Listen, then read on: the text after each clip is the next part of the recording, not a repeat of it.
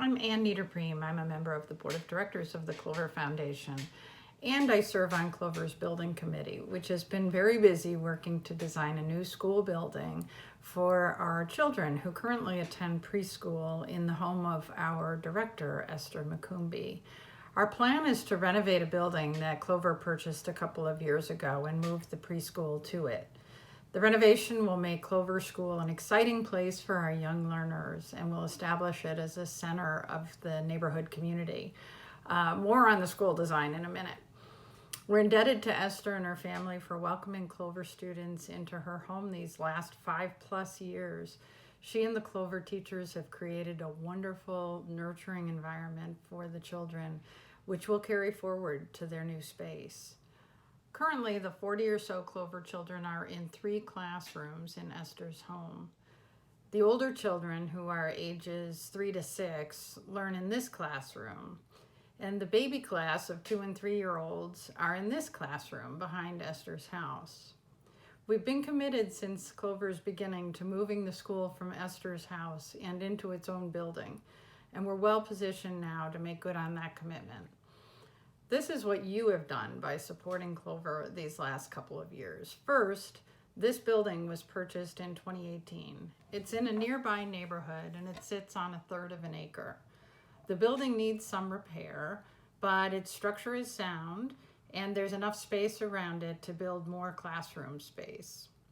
Second, Gavin Robb, another Clover board member who's a well-regarded architect based in Boston, created a fabulous design after visiting other schools in Uganda and Rwanda.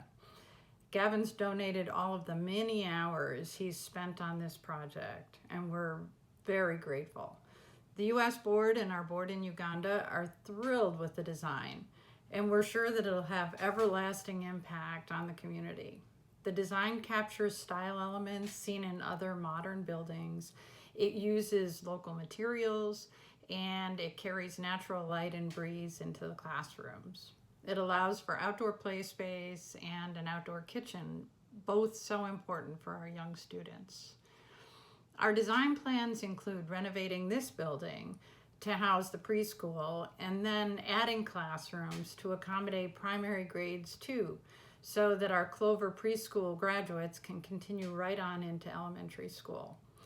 We're working with a local architect in Kampala for construction oversight, and she will help us get this project over the finish line.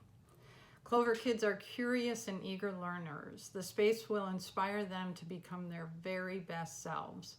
We're very excited to see the project through to completion.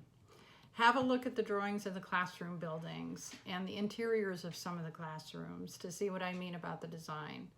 The classrooms are open and airy, colorful and bright. The preschool is the building you see with stucco and brick walls on the exterior. That's the renovated existing building, and the portion of the project will complete first.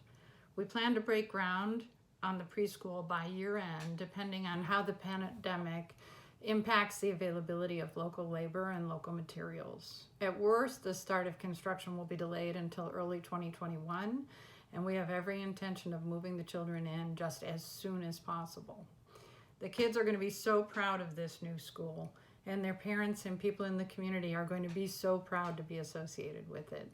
Your investment in this project makes all the difference. We're grateful for all you've done, and we hope we can count on your continued support of Clover. You're passionate about educating all kids, and so are we. Thank you very much for staying involved in this important work. You spell it. Yes, Rad. WATERMELON.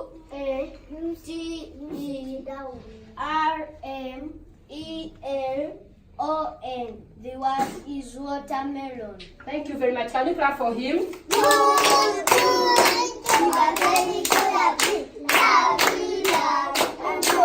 Another fruit.